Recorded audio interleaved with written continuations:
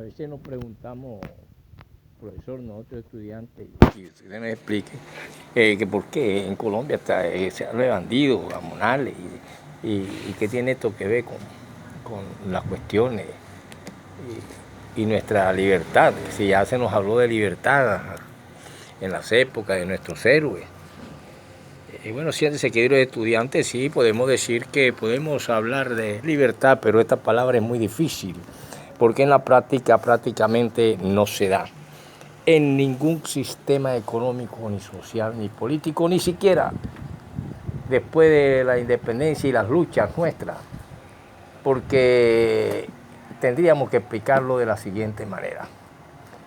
Para que esta palabra libertad, que significa ser libre, proviene de una necesidad del esclavo Liberty y del esclavo que era libre y era indígena, pero que en otras culturas antiguas también se dieron. Por ejemplo, cuando los judíos fueron también esclavos, perdieron su libertad. Pero viendo esto a la luz de una realidad de hoy y de hace poco, y que todas estas cuestiones también tienen que estar a la luz de la psicología y tiene que ver con muchas cosas que tienen que ver con el control de droga. Por ejemplo, ya entra la DEA, el famoso problema de la droga. Y decimos esto sencillamente porque llegó un momento en que esta palabra de libertad está sujeta a muchas contribuciones y tiene que ver con la libertad y el psicoanálisis, por ejemplo, para no tener que entrar a las cuestiones de abstracto y concreto en cuanto a la crítica de los fundamentos de la psicología, por ejemplo, que se dieron en determinados tiempos. ¿Pero qué quiere decir usted, profesor? Hombre, sencillamente podemos decir, por ejemplo, que en noviembre de 1963, John F. Kennedy es asesinado en Dallas, en un país libre. Y, entre comillas, y Lee Harvey Oswald es capturado y acusado del crimen. 2 días después del magnicidio, Oswald es abatido a tiros en la cárcel por Jack Ruby. Ya aquí se esconde algo oscuro detrás de la libertad y de expresión pues, que puede tener y tiene un hombre pensante, intelectual y que es un gran orador y un candidato y un presidente norteamericano. Y esto para no trasladarme aquí a la época de Federico García Lorca, año 36, en que el fascismo de Franco asesina a un hombre que sencillamente tiene unos poemas que no le hacen mal a nadie. Y entre eso está Jinete muerto sobre el caballo y la chinita con el abanico y otras cosas que parecen esosas, pero sin embargo los estados franquistas y la gente que no ama la libertad de expresión y de esas cosas, los asesina. Yo les puedo leer algo acerca o recitarle un verso de Federico García Lorca y ustedes dirán si valía la pena matar a un hombre de esto y qué mal le hacen unos versos de esto a alguien, por ejemplo, cuando él habla sobre la canción del jinete en el año de 1860. García Lorca habla así en andaluzas y dice: en la luna negra de los bandoleros cantan las espuelas, caballito negro, ¿dónde llevas tu jinete muerto? Las duras espuelas del bandido inmóvil que perdió las riendas, caballito frío, qué perfume de flor de cuchillo. En la luna negra sangraba el costado de Sierra Morena, caballito negro, ¿dónde llevas tu jinete muerto? La noche espolea, los negros hijares clavándole estrellas, caballito frío, qué perfume de flor de cuchillo. En la luna negra un grito y el cuerpo largo de la hoguera, caballito negro, ¿dónde llevas tu jinete muerto? Y estas cosas hacen que un estado fascista, militar, franquista en 1936 crea que este hombre por estos versos debe ser asesinado. Y lo fusilan. Y él dejó poetas en Nueva York, Boda de Sangre y otros más. Por ejemplo, también tiene poemas grandes como Zarzamora con el tronco gris, que es verdad. Mi niña se fue a la mar, y así por el estilo. Tiene retrato de sombra, por ejemplo, cuando habla sobre Juan Ramón Jiménez. En el blanco infinito, nieve, nardo y salina perdió su fantasía. Venus, la joven muerta en la concha de la cama. Desnuda de flor y brisa, surgía en la luz perenne que daba el mundo. Lirio de algodón y sombra asomado a los cristales, viendo el tránsito infinito, la joven muerta surcaba el amor por dentro, entre la espuma de la sábana se perdía su cabellera. Y sin embargo, estos hombres que en nombre de un fascismo, ahí tenemos a Hitler, Mussolini y todos los que abrazan la cuestión del aparato militar para asesinar y que se encuentran en los poderes, nos trae a coalición unas mentalidades y una cuestión que son críticas en la psicología y que vemos lo abstracto y lo concreto, y por eso el psicoanálisis de Sigmund Freud pasó a ser analizado y tuvo sus críticas fundamentales. Por eso es que cuando le hablo de este John F. Kennedy que es asesinado en Dallas, yo me doy cuenta que, y muchos dicen y escribieron como fue Abraham Rivers, cuando le preguntan, dice, si Oswald hubiera recibido ayuda psiquiatra, ¿cuánto estaba joven? John Kennedy podría estar vivo hoy. Pero sin embargo, ese hombre que tildan de loco fue utilizado por unas sombras oscuras que dominaban en ese momento, como está sucediendo en la actual Colombia, por ejemplo. Y con la decadencia del poder de la iglesia y la cosmovisión teológica, cuando hablamos de teológica estamos hablando de un Cristo azul y un tipo que es diferente totalmente a aquel histórico que por algún motivo es asesinado, y dicen en una cruz, en un palo allá en tiempo de judíos que también su libertad fue coartada por un fascismo como el de Hitler. Por lo tanto, con la decadencia de este poder de la iglesia y la cosmovisión teológica, con el ascenso al poder del Estado y de la cosmovisión científica, que tiene hechos históricos iniciados en el siglo XVII, nace el binomio Inquisición hereje y fue progresivamente sustituido por el binomio psiquiatra loco, como símbolo paradigmático de la lucha entre el bien y el mal.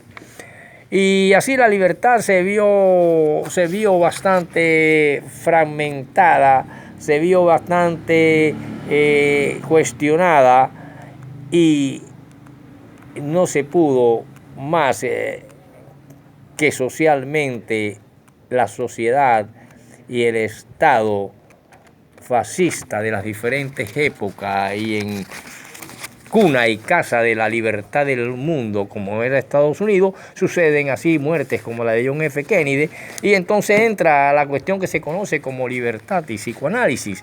Y para analizar esta cuestión y por qué entonces un tipo después que lo utilizan lo tratan de loco. Hoy vemos a muchas personas que están tratando de loco a personas que hablan por algún motivo.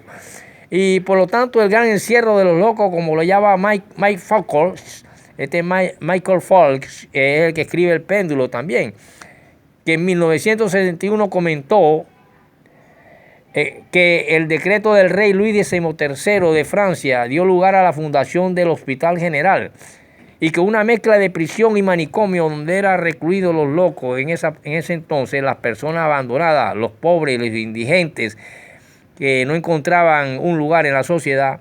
A los pocos años fueron abiertos Bicêtre y Chespérez, los dos famosos manicomios de París.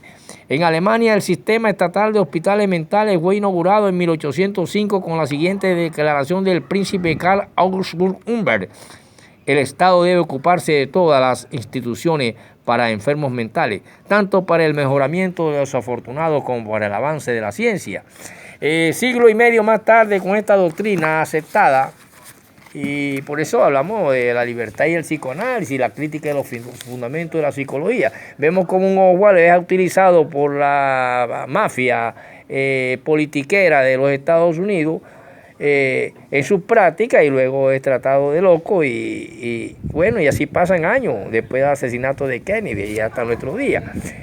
Y por eso es que en todo el mundo civilizado esta cuestión de John F. Kennedy que deja su mensaje de presidente de los Estados Unidos relacionado con la enfermedad mental y el retardo mental, allá en febrero 5 de 1973, declara: propongo un programa nacional de salud mental para asistir a la inauguración de un énfasis totalmente nuevo en el cuidado del enfermo mental. Por lo tanto, toda esta gente que en Colombia han pasado por el gamonismo y han pasado por el bandolerismo y todas estas cuestiones, muchas veces son tratados de locos. Estamos viendo hoy el caso de Mancuso, por ejemplo. Ya muchos de los que están implicados dicen: no, tiene que estar loco, en vez de la cárcel lo hubieran metido en Estados Unidos en un hospital mental para siempre. Y entonces la libertad, cuando ya viene esa libertad que proviene desde mucho tiempo, de reyes y esas cuestiones, y aquí llega y entran unas castas que con ese emblema entran a los poderes colombianos, pero que nosotros vemos que fue Ludwig II de Baviera, que destruido de esta manera tan vil, como es que se presentaron y se prestaron para estas cuestiones muchos psiquiatras, para ese juego sucio. Y así vemos enseguida la ficción psiquiátrica de la enfermedad mental del rey, que no explica para nada lo que en realidad sucedió, porque Ludwig II fue psiquiátricamente destruido porque era un obstáculo a las ambiciones de poder del primer ministro, quien era apoyado por políticos bávaros de alto rango y quienes veían a Ludwig II como una barrera para las ambiciones de Bismarck de unificar bajo su mando a los estados alemanes. Y por eso vemos que así también en nuestra América se van viendo cuestiones y vemos como la libertad, muchos la encuentran en la religión definitiva. Dice José Martí, que es uno de los grandes revolucionarios de Cuba en esa época de independentista. Y entonces recalca Sigmund Freud de que el paciente debería ser ayudado a liberar y a realizar su propia naturaleza, no a parecerse a nosotros. Por eso es que la libertad es cuestionada, y se puede hablar de libertad y psicoanálisis, porque sencillamente esta libertad pautada es convenida con los patrones universales de la democracia representativa. Y en esta circunstancia el análisis es verdadero y es valedero toda vez que el hombre tenga oportunidad de pensar, reflexionar y actuar de acuerdo a su connotación humana.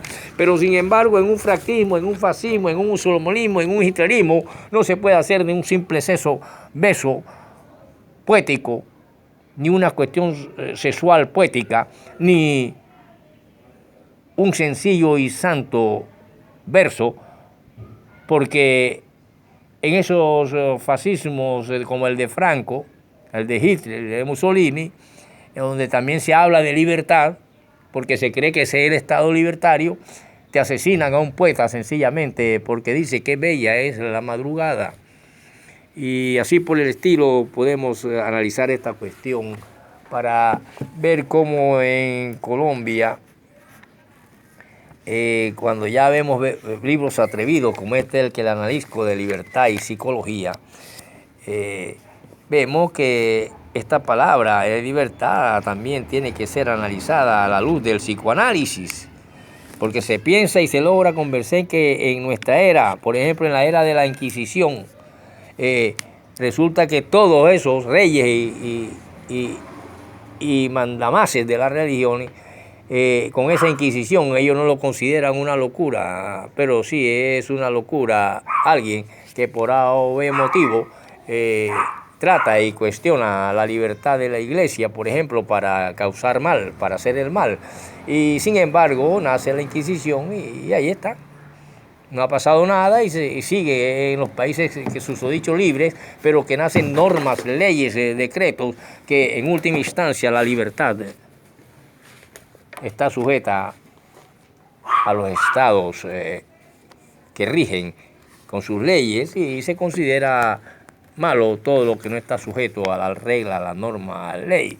Por eso nosotros podemos ver nosotros aquí en Colombia, por ejemplo, la terminación formal de la guerra civil y de la instauración del Frente Nacional, por ejemplo. Vimos cómo los integrantes de las cuadrillas que siguieron activas en muchas regiones del país pudieron y debieron ser descritas en calidad de bandoleros. En efecto, resulta difícil discrepar que en muchos distritos